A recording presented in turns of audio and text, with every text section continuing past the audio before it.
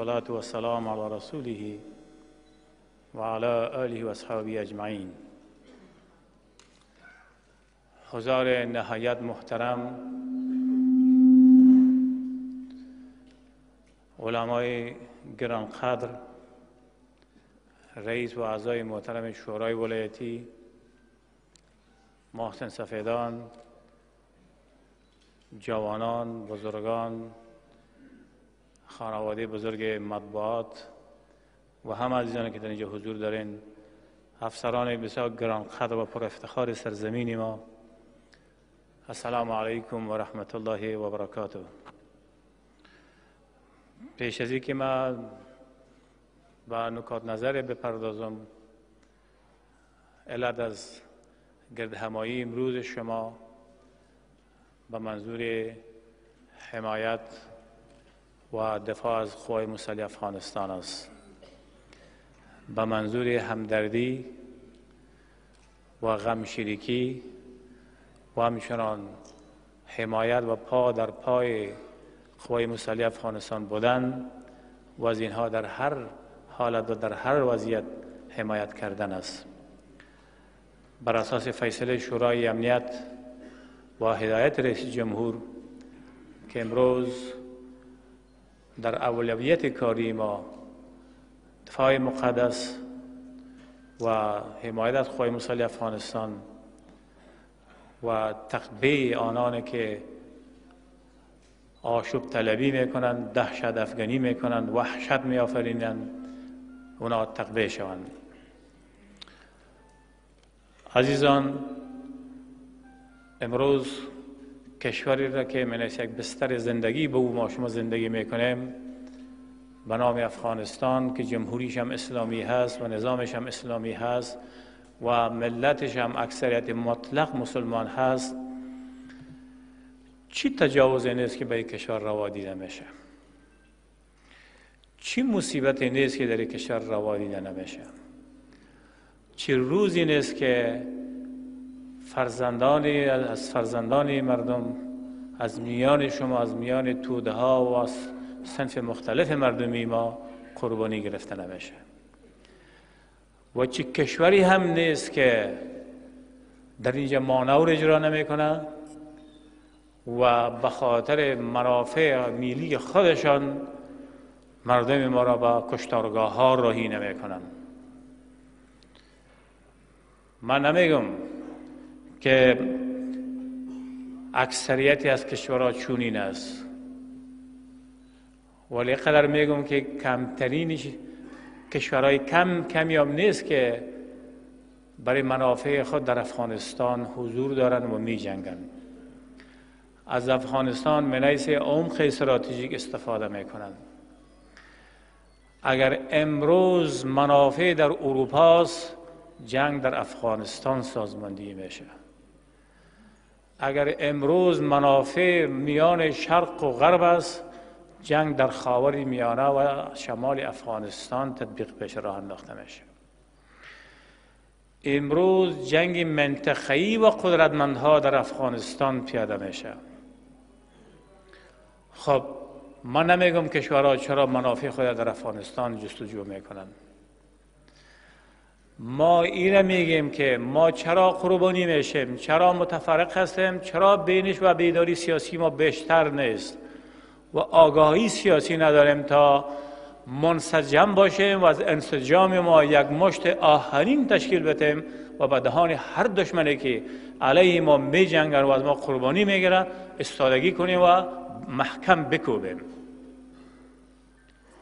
این ارتباط میگیره به آگاهی سیاسی ملت ما و مردم ما. ما تنها به سیاسیون خودم فکر نکنیم که سیاسیون ما چی فکر میکنن. سیاسیون خودم میبینیم گاه سر قدرت تلاش میکنن و مشکلات دارن، گاه سر مسائل قومی مطرح میشه، گاه مسائل سمتی مطرح میشه که هیچ کدامش به افغانستان و به قانون اساسی افغانستان و به خواسته و آرمان ملت ما جا ندارد. بیاین که این ملت خود تصمیم بگیره اون فرزندانی که در بلندترین قله‌ها، در عمیقترین دره‌ها، در دورترین دشت‌ها، در اقصا مناطق افغانستان قربانی می‌ده و خونش می‌ریزانند به نام قوای مسلح افغانستان. بیاین که مردانه از اینها حمایت بکنیم تا اینها قامت برافراخته و استوار متین در راه عزت، حفظ عزت و شرف شما اینا قدم بردارن و مبارزه بکنن و فکرشان آرام باشه. اما با تأسف ما در حین ضرورت از این شیر بچه ها استفاده میکنیم. وقتی که به شهادت میرسه فرزند یتیم میشه، به سراغش نمیریم.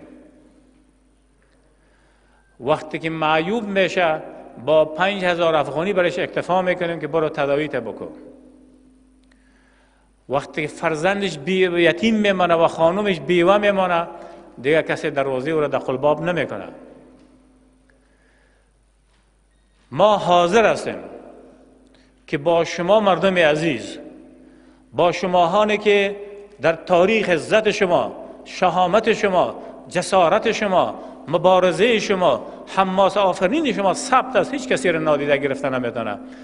با شما یک جا کنار به کنار، پا به پا، با رکاب سربازان دلیر، شجاع و سرفرازی وطن با هم به پیش بریم و دشمنان کشور از هر طیف و قوم و قبیله و کشوری که اصلا خلا خم کنیم. این در توان شما دیده میشه. این توان شما دارین. دشمنان ناباکار وقتی که زمستان میشه، چون ما شما مسلمان هستیم، مسلمان به حرف گوش میکنه، وقتی که زمستان میشه با بادرانشان یکسره به پای حکومت ما میفته که ما صلح میخواهیم، ما زمینی صلح مساعد میسازیم.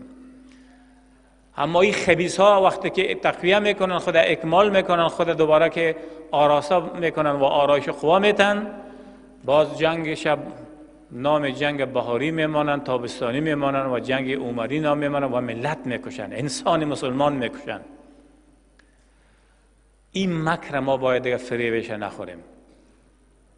این حکومت مرکزی ماست که بارها از یک غار اینا را مار میگذه. این رهبری حکومتی ما در 15 سال است که با اینا دست برادری دراز بکنه و هر دفعه که اینا مشت به سینهشان میخوره باز هم دست به برادری به اینا دراز میکنه. با یک طیفی که برادری را نمیدانه، ترحم نمیدانه، رحم را نمیدانه، به مسجد، به یگانه عبادتگاه خاص خانه خدا بم انفجار میکنن، انتحار میکنن، به خاطر که انسان مسلمان بکشن، خود را میکشن. به عروسی اینا رحم نمیکنن، به ختم و خیرات اینا رحم نمیکنن، به محافل خوشی مردم رحم نمیکنن. چطور ما اینا را تایید بکنیم که اینا کسایی هستند که با اینا ممکن است که صلح شود؟ صلح با کی؟ صلح با انسانهای مسلمان، صلح با انسانهایی که منطق زندگی باهمی و مدنی را دارن. صلح با کسایی که به خرسنها ترحم داشته باشه، شفقت داشته باشه، به بزرگا محبت داشته باشه، احترام داشته باشه. صلح با کسانی که حداقل اولین کلمه و واژه دین در مورد الصلح و خیر بدانه. در کجای اسلام وجود داره کشتار دستجوی؟ این کشتار دستجوی حتی در دارالحرب، در دار کفر وجود نداره. مگر اینجا مولوی صاحبای بزرگوار نشسته نیستن که بگویند در دین ما این است که وقتی که حضرت رسول اکرم صلی الله علیه و سلم سریه را تعیین میکرد و فرمانده را در رأسش تعیین میکرد، در دار کفر روان میکرد، در سرزمین دارالحرب روان میکرد، یعنی در سرزمینی روان میکرد که همه ایش کافر بود. میگفت کودک نکشی، زن را نکشی، منابع آب را خراب نکنی، کشتزار را خراب نکنی، اشجار را قطع نکنی. وقتی که اسیر میگیری اسیر هم نکشی، نه کودک بکشی، نه زن بکشی، نه پیرمرد بکشی، نه اشجار قطع کنی، نه منابع آب خراب کنی، نه زراعت خراب بکنی، و نه وقتی که اسیر میگیری، اسیر یک کافر که اسیر میگیری دیگه از تو صلاحیت کشتن نیست. اینا چی میکنن؟ اینا در این افغانستانی که بیش از 99% مسلمان است، در افغانستانی که نسبت به نابترین کشورهای اسلامی که خود اسلامی میگیرن، در اینجا دین و سنت الهی و سنت پیغمبر و فرمان الهی تطبیق میشه، در اینجا اینا آمدن دهشت خلق میکنن و انسان میکشن. آیا شما شاهد روزی هستین که 10 فرزند شما جگرگوشه‌های ملت کشته نشود؟ آیا در بس از مناطق افغانستان، در اقصا مناطق افغانستان در این دور پیشتان شاهد نیستین که اینا فرزندان شما را سر میزنن، گردن میبرن؟ با حکم کدام امیر؟ با حکم کدام شریعت؟ کدام قاضی؟ کدام محکمه؟ کدام تحقیق؟ کدام دوسیه؟ در کجا جرمی را تو تثبیت کردی که این فرد یهود و نصارا است که تو باید بکشی؟ مگر همون کشورهایی که برای افغانستان نیرو تنظیم میکنن، تسلیح میکنن، روان میکنن، آیا اینا از همون یهود و نصارا پول نمیخورن؟ آیا امونها خودشان قوایشان، قوای نظامیشان، از کلاهشان، از موزهشان تا کلاه سرشان از پول یهود و نصارا نیست؟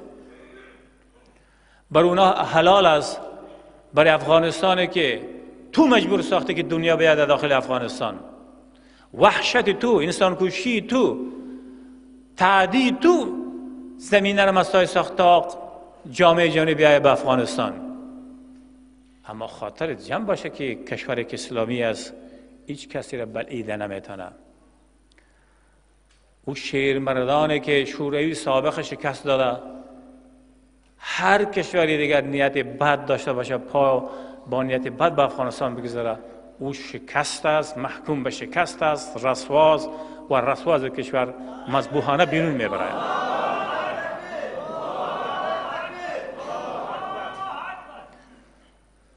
بحث بسیار زیاد نمی کنیم. سالها حکومت ما دست صلح به گویا به طالبها، به اصطلاح به طالبها دست دراز کردن. اینا را برادر گفتن، سیاسی گفتن، اینها را افغان گفتن، هر نوازشی که لازم بود اینا را دادن. از طریق کمیته شورای صلح بسیار پولی هم گفتن برای اینا رسید، کمک‌های هم بهشان رسید. هر سال ما که طرح دولت میخوانیم بهترین زمینه و امکانات برای اینا مساعد بوده و به یا پیشکش شده. اما اینها کسایی هستند که صلح را نمیشناسند و صلح را نمیخواهند و در با صلح اصلا آگاهی ندارند. فرهنگ اینا انتحار، انفجار، کشتار و خونریزی است. از فوران خون شارع انسانهای مسلمان اینا لذت میبرند. اینا خرسند میشن که توته‌های لاشه‌های فرزندان مردم به دشت و دمن و درخت و سنگ و کوه ببینن. خب اینا خب بسل نشدن. آخرین بار شما شنیدین که از آقای کرزی صاحب شنیده بودین که بیش از 20 بار به کشور همسایه رفته بود به خاطر صلح. از این رئیس جمهوری نویتان شنیدین که چندین بار و اولین سفرش به پاکستان بود به خاطر صلح. نشست به نام قلب آسیا صورت گرفت. یک امید پیش شد که این نشست قلب آسیا به اسلام آباد ممکن است که راه تفاهم، راه تسامح و تساهل، راه هم پذیری، هم دیگر پذیری و راه امنیت و تأمین امنیت و آوردن مسئولیت مساعد بسازه که نشد. جلسه 4 جانبه صورت گرفت. پاکستان، چین، امریکا، افغانستان. بار این نشست صورت گرفت. در آخرین بار که باید با طالبان حکومت نشست میکرد، این نشست هم با شکست مواجه شد. چون حرف راست نیست، صداقت وجود نداره، فقط یک فرصت طلبی بود که اینا خود دوباره تجهیز کنن، اکمال کنن و زمان کمایی بکنن، وقت کمایی بکنن که کردن. و اینک ما شما به مرحله جنگ بهاری دشمن قرار داریم. دشمنی که همیشه در جنگ تاکید میکنه، دشمنی که همیشه به خشونت تاکید میکنه، دشمنی که همیشه برای خلق کردن وحشت، برای ترساندن اطفال، زنهای مردم تاکید میکنه و آنانی که یک جامعه آرام اسلامی را ناامن میسازه، وحشت برش خلق میکنه. چیست حکمش در اسلام؟ علمای بزرگان اینجا ششته حکمش است که اینا مباح الدم است، اینا واجب القتل هستند. هر کسی که در یک جامعه مسئول و آرام اسلامی بلوا خلق میکنه، دهشت خلق میکنه، قتل طریقی میکنه، انسان میکشه، فساد خلق میکنه، فجایع میکنه، واجب القتل است، مباح الدم است. وقتی که این همه پروسه صلح، هر برنامه‌ای که به اینا پیشکش شد، هر امتیازی که به اینا پیشکش شد نتیجه نداد، چی باید کرد؟ قیام وسیع مردمی و ایستاد شدن در کنار فرزندانتان به نام قوای مسلح افغانستان تا اینا در هر کجایی که هست، در هر غاری که پناه میبرند، یا شناسایی شوند، جستجو شوند، تعقیب شوند و از گوششان بیرون کشیده شوند و به پنجه قانون سپرده شوند و یا که به کام مرگ سپرده شوند. بسیار از ولایت شمال نامن شده. شما عزیزایی که اینجا نشستین، اگر تلاش همین فرزندان فرمانشاندار شما نباشه و قسما همکاری همین ملت عزیز نبوده باشه، شما هم در اینجا آرام نمیمانید. بدخشان آرام است؟ نیست. دیگه گوشه افغانستان خوبانیم، در شمال حرف بزنیم. بدخشان آرام نیست، تخار ماورا کوکچه آرام نیست، قندوز هر لحظه داخل شهرش حمله است. بدخشان هر لحظه امکان داره که راهش بند شود و دند غوری و دند شابدین زیر تهدید است و دست به دست میشه. تا جوزجان هیچ ولسوالی امن نیست. تا شهر اخشم، ولسوالی اخشم جنگ است. به سرپل جنگ است. تا اطراف شهر و سیاد و سوزمقله جنگ است. به فاریاب جنگ است. به غرمات جنگ است. از او پیشتر بریم به بادغیس و غور جنگ است. یگانه ولایتی که یک مقدار مسئول مانده. خودم شنیدین که در شرقتان آمدن با قطار تانک حمله کردن و می فرزندان با غیرت شما بود که هم دفعشان کرد و هم تانگاش غنیمت گرفت. یگام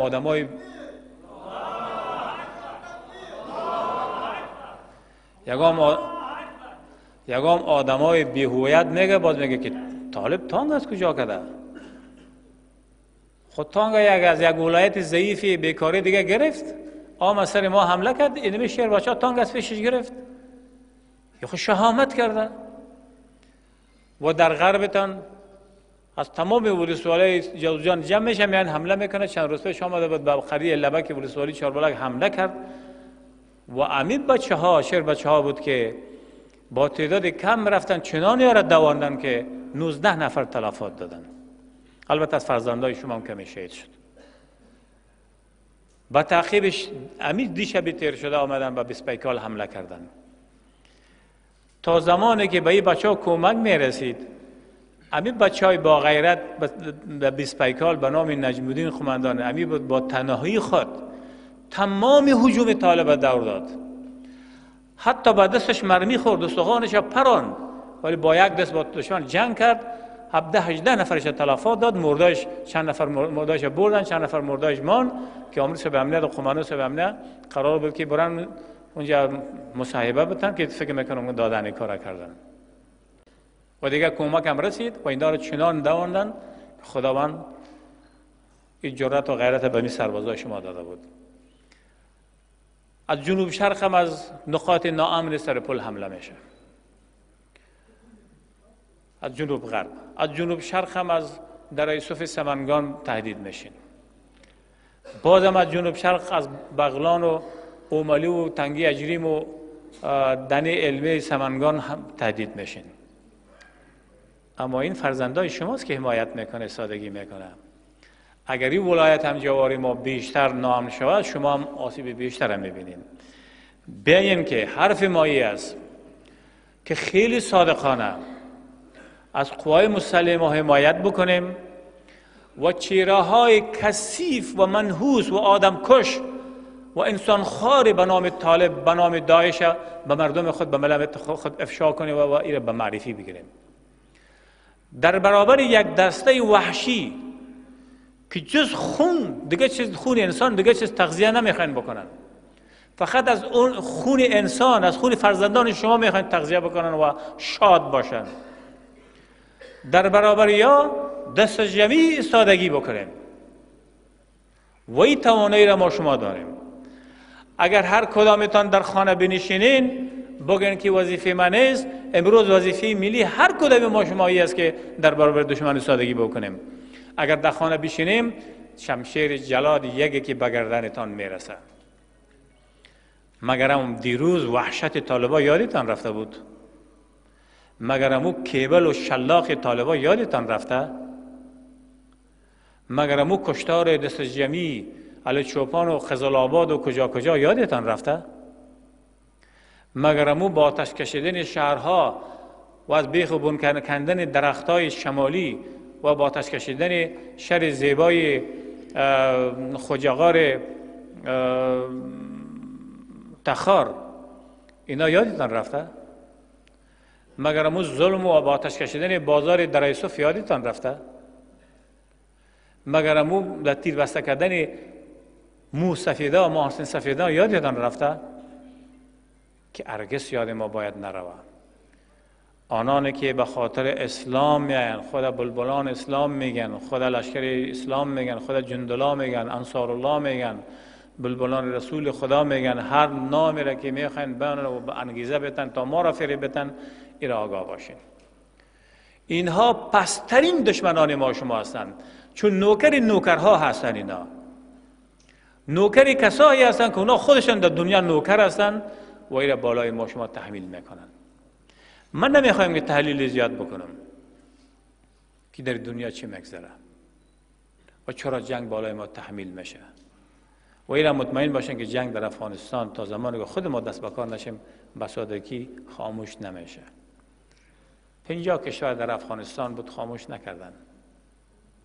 عالم ده کشور به نام حمایت قاطع شما حمایت میکنه، اینا خاموش نمیکنن جنگ. شما مطمئن باشین. این شما هستن که میتونید ایستادگی کنین و جنگ را ریشه بکنین. یک که ما دیگه نوکری بیگانه نشیم.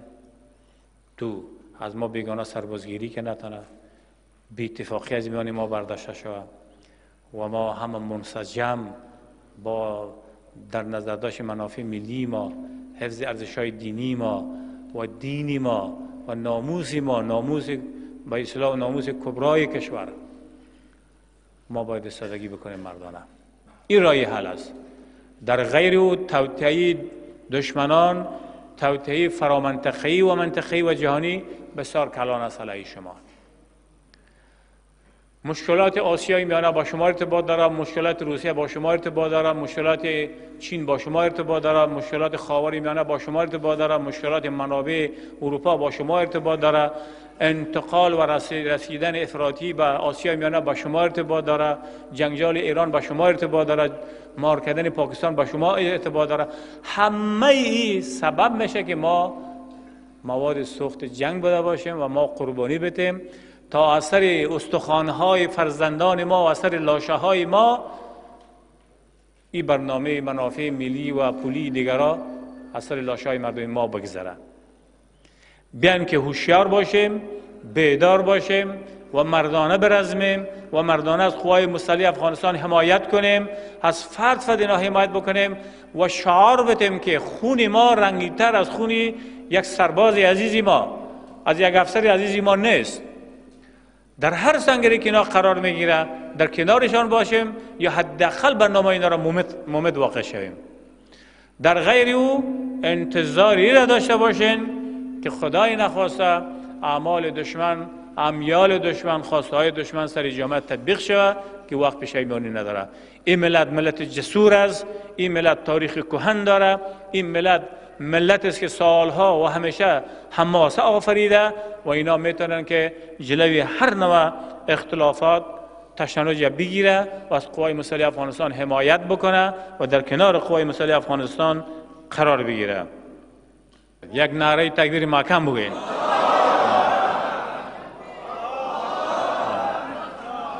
از محسن سفیدان عزیز ما بازم تکرار میکنم که خواهش ما است که قریه در قریه از قومش، از مردمش تعهد بگیرن، تشویقشان بکنن، وضعیت برایشان به تشریح بگیرن که وضعیت در کشور در کدام وضعیت قرار داره. پول مصرف میکنن از بیگانا، انسان میکشن از افغانستان. کدام کشوری که در افغانستان مداخله داره دینش خوبتر از ماست، دینش راسختر از ماست، دینش قویتر از ماست، ایمانش قویتر از ماست. این مطمئن است که نیست. از علمای بزرگوار ما خواهش میکنیم، علمای عزیزی ما خودشان میفهمند که خداوند میگه که اینما تکونوا یدرککم الموت ولو کنتم فی بروج مشیده. علمای عزیزی ما میفهمند که خداوند با صراحت میگه هنگامی که فرا رسد مرگ گیر میکند شما را ولو که در برج آهنین هم باشین، در خانه محکم هم بوده باشین. پس ما از مرگ نترسیم. شاید بگن که اجل معلق است و اجل مطلق است. اجل معلق واضح است که با ابتکار، با عمل صالحه، با صدقات، با خیرات، با عبادات دفع میشه. اما اجل مطلق کسی جلویش گرفته نمیتونه. بار بار آمده که و اذا جاء اجلهم لا یستأخرون ساعة ولا یستقدمون. تا چندین جا آمده. ما چرا از این بترسیم؟ بیان که مصداق همی عمل کنیم که یا ایها الذین آمنوا اتقوا الله و قولوا قولا سدیدا. در قول خود راستکار باشیم. آنچه که ما مسئولیت داریم بگوییم. ما در خدمت علمای بزرگوار هستیم، ما دوستشان داریم و ما میفهمیم که خداوند بر اینا مقام بسیار عالی داده. یرفع الله الذین آمنوا منکم والذین اوتوا العلم درجات. بس خلاص مقام عالم اینجا معلوم است که چقدر است و ما من حیث یک مسلمان، من حیث یک کسی که از نص آیه قرآن کمی میدانیم، جایگاه شما را ما درک میکنیم. لطفاً تا این دم خدمت کردین. شما وارثی انبیا هستین، شما پیشوای مردم هستین، شما راهنمای کننده دین و جامعه هستین به بیان مردم. حرف شما از حرف بسیاری ما که بسیار تاثیر داره. بفرمایین در خوب بودن قوای مسلح افغانستان حرف بزنین.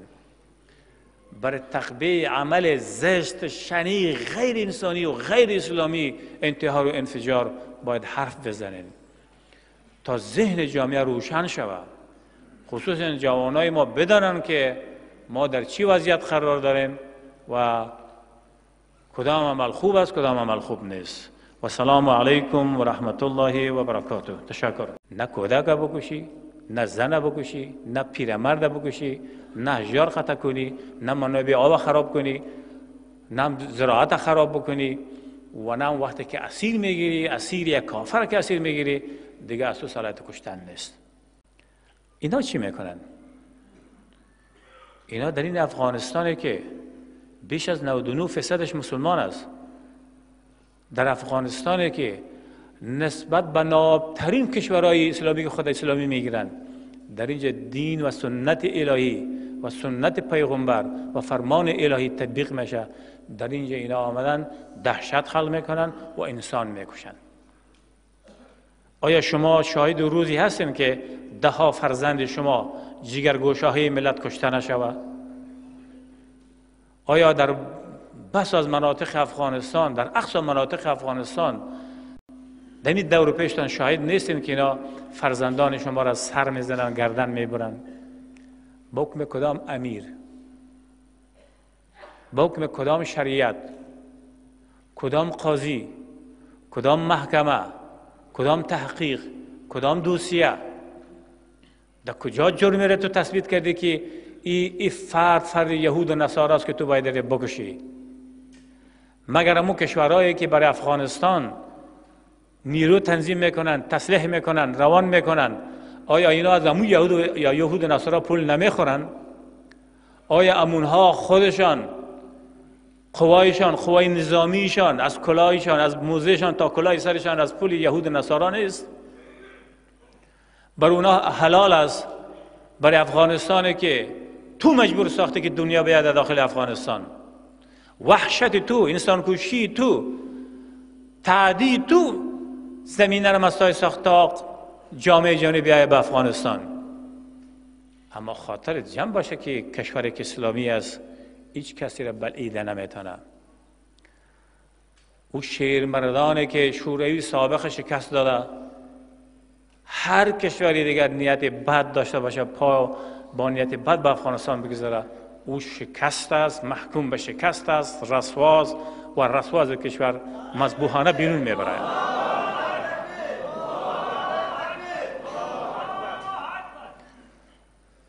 بحث بسیار زیاد نمی کنیم.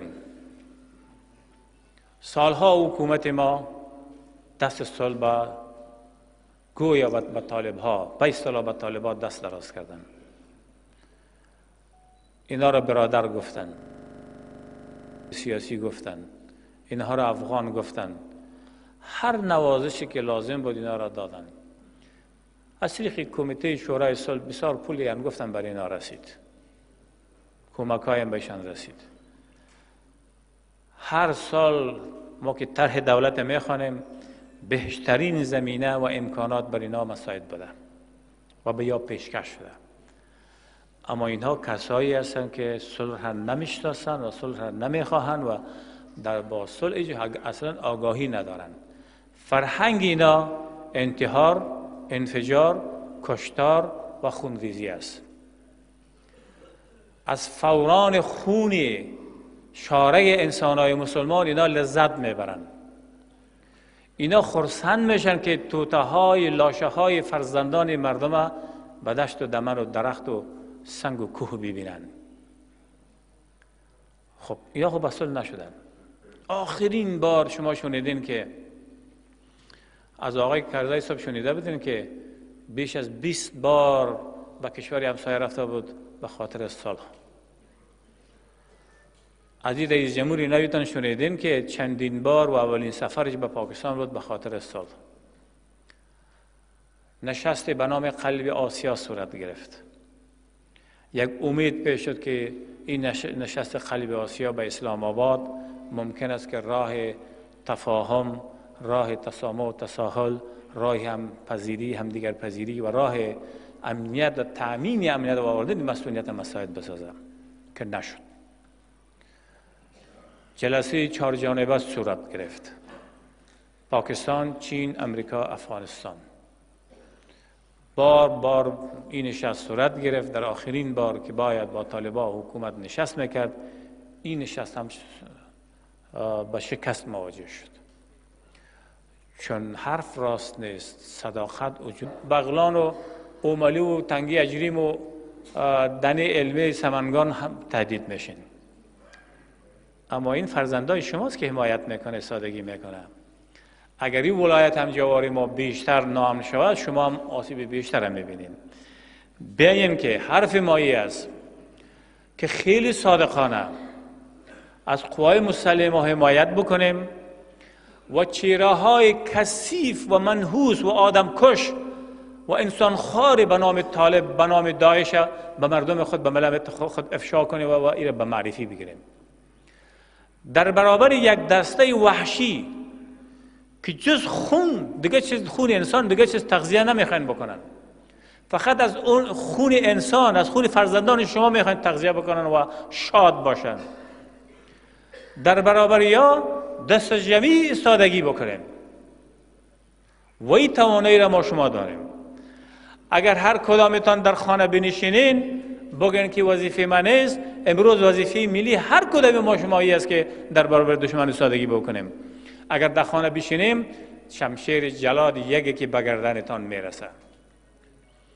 مگرم دیروز وحشت طالبان یادتان رفته بود؟ مگرم او کیبل و شلاق طالبان یادتان رفته؟ مگرم او کشتار دست جمعی علی چوپان و خزل آباد و کجا کجا یادتان رفته؟ مگر امو با آتش کشیدن شهرها و از بیخ و بن کندن درختای شمالی و با آتش کشیدن شهر زیبای خوجاغار تخار، اینا یادتان رفته؟ مگر امو ظلم و با آتش کشیدن بازار در یوسف یادتان رفته؟ مگر امو در تیر بسته کردن مو سفیده و محسن سفیده یادتان رفته؟ که ارگس یاد ما باید نروه. آنانی که به خاطر اسلام میگن، خود بلبلان اسلام میگن، خود لشکر اسلام میگن، خود جندلا میگن، انصار الله میگن، بلبلان رسول خدا میگن، هر نامی را که میخواین بانن و به انگیزه بتن تا ما را فریب بتن، این را آگاه باشین.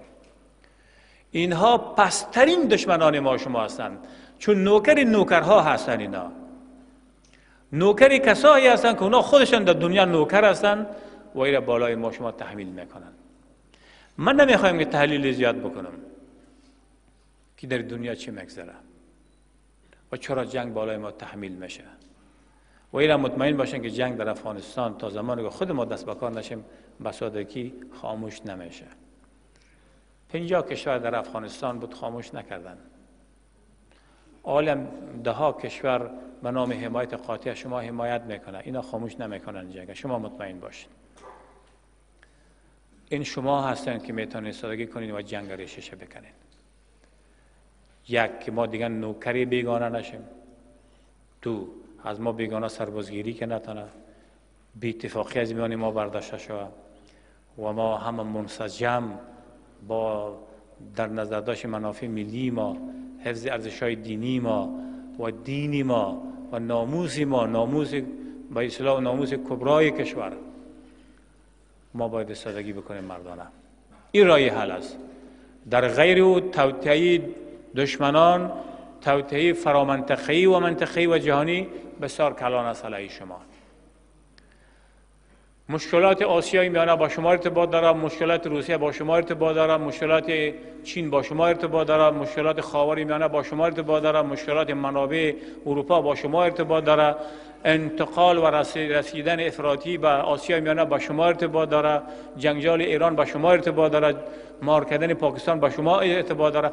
همه این سبب میشه که ما مواد سوخت جنگ بوده باشیم و ما قربانی بدیم تا اثر استخوان‌های فرزندان ما و اثر لاشه‌های ما این برنامه منافع ملی و پولی دیگرها اثر لاشه‌های مردم ما بگذره. بیان که هوشیار باشیم، بیدار باشیم و مردانه برزمیم و مردانه از قوای مسلح افغانستان حمایت کنیم، از فرد اینا حمایت بکنیم و شعار بدیم که خون ما رنگین‌تر از خون یک سرباز عزیزی ما، از یک افسر عزیزی ما نیست. در هر سنگری که اینا قرار میگیره در کنارشان باشیم یا حداقل برنامه اینا را مومد واقع شویم. در غیر او انتظاری را داشته باشیم.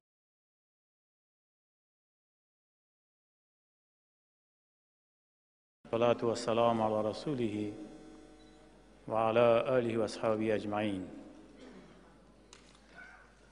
حضار نهایت محترم علمای گرانقدر، رئیس و اعضای محترم شورای ولایتی، محسن سفیدان، جوانان، بزرگان، خانواده بزرگ مطبوعات و همه عزیزانی که در اینجا حضور دارین، افسران بسیار گرانقدر و پر افتخار سرزمین ما، السلام علیکم و رحمت الله و برکاته.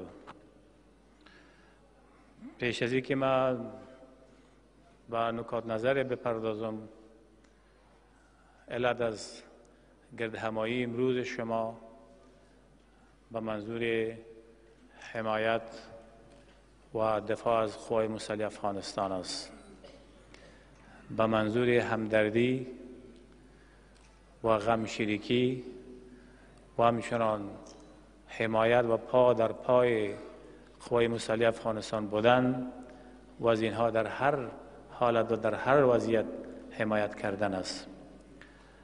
بر اساس فیصله شورای امنیت و هدایت رئیس جمهور که امروز در اولویت کاری ما دفاع مقدس و حمایت از قوای مسلح افغانستان و تقبیه آنان که آشوب طلبی میکنند، دهشت افغانی میکنند، وحشت میآفرینند، اونا تقبیه شوند.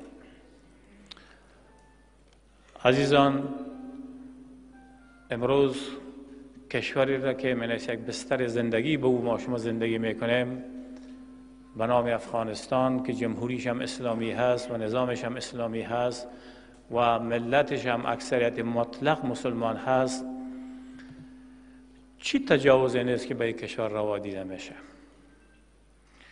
چی مصیبتی نیست که در این کشور روا دیده نمیشه؟ چی روزی نیست که فرزندان مردم از میان شما، از میان توده ها و از صنف مختلف مردمی ما قربانی گرفته نمیشه؟ و چی کشوری هم نیست که در اینجا مانور اجرا نمیکنه و به خاطر منافع ملی خودشان مردم ما را به کشتارگاه ها راهی نمیکنن.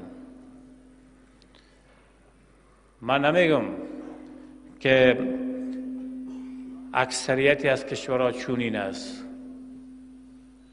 ولی قدر میگم که کمترینش کشورهای کمیاب نیست که برای منافع خود در افغانستان حضور دارند و می جنگند.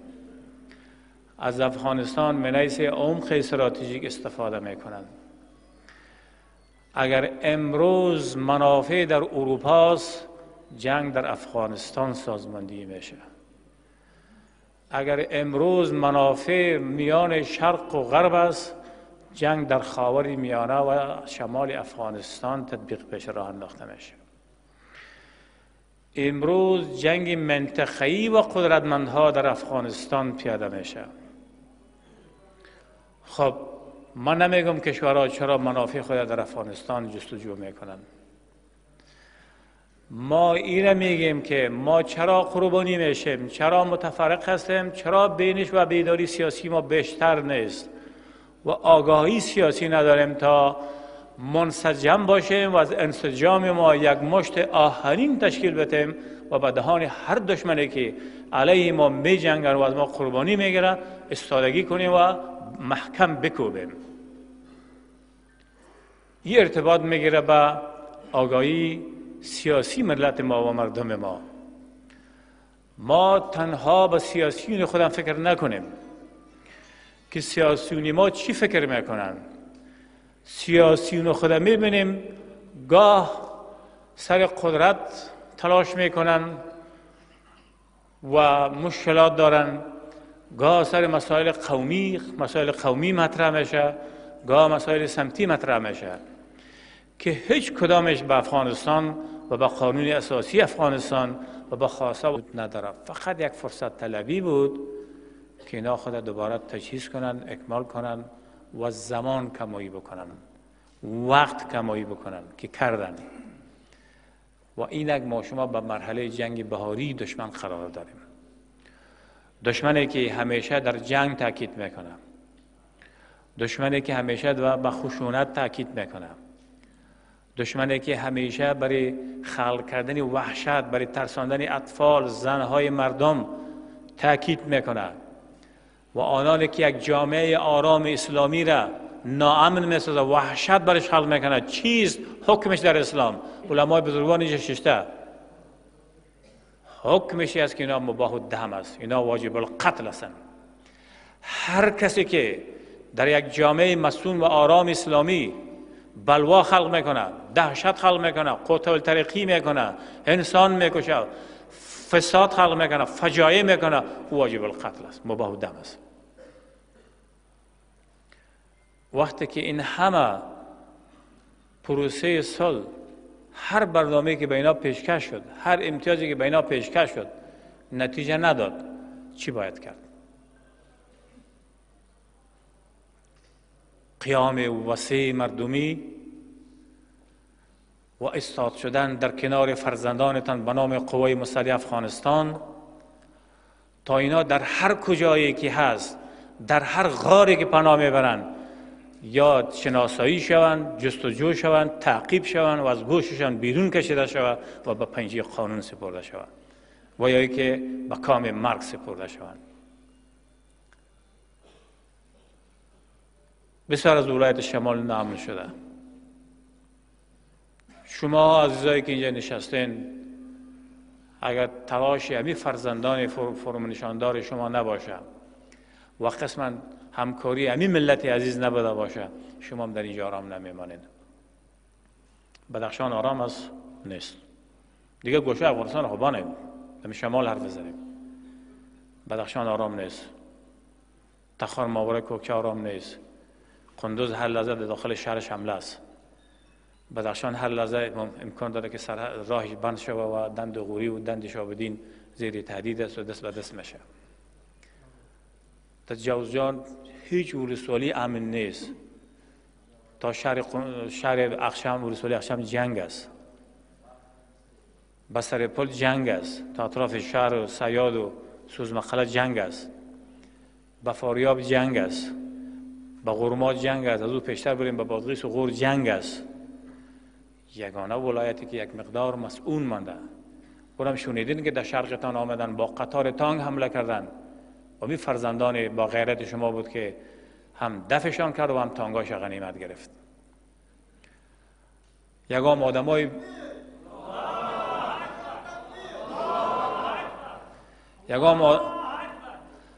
آدمای بی‌هویت میگه، باز میگه که طالب تانگ از کجا کرده؟ خود تانگ از یک ولایت ضعیفی بیکاری دیگه گرفت، آمد سر ما حمله کرد، اینمی شیر بچه تانگ از پیشش گرفت. یا خود شهامت کرده.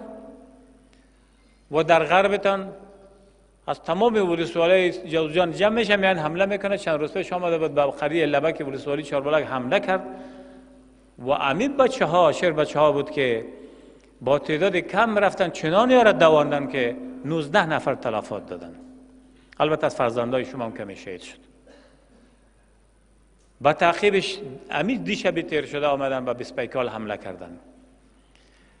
تا زمانی که به این بچه ها کمک میرسید، امی بچه های با غیرت به بیسپیکال به نام نجم الدین قماندان امی بود با تنهایی خود تمام هجوم طالب دور داد.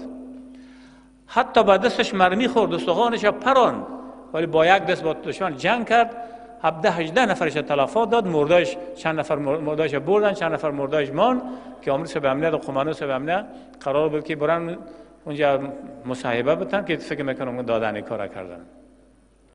و دیگه کمک هم رسید و این داره چنان دواندن خداوند این جرأت و غیرت به می سربازای شما داده بود. از جنوب شرق هم از نقاط ناامن سر پل حمله میشه. از جنوب غرب، از جنوب شرق هم از در یوسف سمنگان تهدید میشین. بازم از جنوب شرق از با آرمان ملت ما جا ندارد. بیاین که این ملت خود تصمیم بگیره. اون فرزندانی که در بلندترین قلعه‌ها، در عمیقترین دره‌ها، در دورترین دشت‌ها، در اقصا مناطق افغانستان قربانی میده و خونش میریزانه به نام قوای مسلح افغانستان، بیاین که مردانه از اینها حمایت بکنیم تا اینها قامت برافراخته و استوار متین در راه عزت، حفظ عزت و شرف شما اینا قدم بردارن و مبارزه بکنن و فکرشان آرام باشه. اما با تأسف ما در حین ضرورت از این شیر بچه ها استفاده میکنیم. وقتی که به شهادت میرسه فرزند یتیم میشه، به سراغش نمیریم. وقتی که معیوب میشه با 5000 افغانی برش اکتفا میکنیم که برو تداویت بکن. وقتی که فرزندش یتیم میمانه و خانومش بیوه میمانه دیگه کسی دروازه او را دخل باب نمیکنه. ما حاضر هستیم که با شما مردم عزیز، با شماهانی که در تاریخ عزت شما، شهامت شما، جسارت شما، مبارزه شما، حماس آفرین شما ثبت است، هیچ کسی را نادیده گرفتن نمیتونه. با شما یک جا کنار به کنار، پا به پا با رکاب سربازان دلیر، شجاع و سرفرازی وطن با هم به پیش بریم و دشمنان کشور از هر طیف و قوم و قبیله و کشوری که اصلا خم کنیم. این در توان شما دیده میشه، این توان شما دارین. دشمنان ناباکار وقتی که زمستان میشه، چون ما شما مسلمان هستیم، مسلمان به حرف گوش میکنه، وقتی که زمستان میشه با بادرانشان یکسره به پای حکومت ما میفته که ما صلح میخواهیم، ما زمینی صلح مساعد میسازیم. اما این خبیث ها وقتی که تقویه میکنن، خود اکمال میکنن، خود دوباره که آراسته میکنن و آرایش قوا میتن، باز جنگ شب نام جنگ بهاری میمانن، تابستانی میمانن و جنگ عمری نام میمانن و ملت میکشن، انسان مسلمان میکشن. این مکر ما باید دیگه فریبش نخوریم. این حکومت مرکزی ماست که بارها از یک غار اینا را مار میگذه. این رهبری حکومتی ما در 15 سال است که با اینا دست برادری دراز بکنه و هر دفعه که اینا مشت به سینهشان میخوره باز هم دست به برادری به اینا دراز میکنه. با یک طیفی که برادری را نمیدانه، ترحم نمیدانه، رحم را نمیدانه، به مسجد، به یگانه عبادتگاه خاص خانه خدا بم انفجار میکنن، انتحار میکنن، به خاطر که انسان مسلمان بکشن خود را میکشن. به عروسی اینا رحم نمیکنن، به ختم خیرات اینا رحم نمیکنن، به محافل خوشی مردم رحم نمیکنن. چطور ما اینا را تایید بکنیم که اینا کسایی هستند که با اینا ممکن است که صلح شود؟ صلح با کی؟ صلح با انسانهای مسلمان، صلح با انسانهایی که منطق زندگی با همی و مدنی را دارند. صلح با کسایی که به خرسنها ترحم داشته باشه، شفقت داشته باشه، به بزرگا محبت داشته باشه، احترام داشته باشه. صلح با کسانی که حداقل اولین کلمه و واژه دین در مورد الصلح خیر بداند. در کجای اسلام وجود داره کشتار دست جمعی؟ این کشتار دست جمعی حتی در دارالحرب، در دار کفر وجود نداره. مگر اینجا مولوی صاحبای بزرگوار نشسته نیستن که بگویند در دین ما این است که وقتی که حضرت رسول اکرم صلی الله علیه و سلم سریه را تعیین میکرد و فرمانده را در رأسش تعیین میکرد، در دار کفر روان میکرد، در سرزمین دارالحرب روان میکرد، یعنی در سرزمینی روان میکرد که همهش کافر بود، میگفت کودک نکشی، زن را نکشی، منابع آب را خراب نکنی، کشتزار را خراب نکنی، اشجار را قطع نکنی. وقتی که اسیر میگیری اسیر هم نکشی.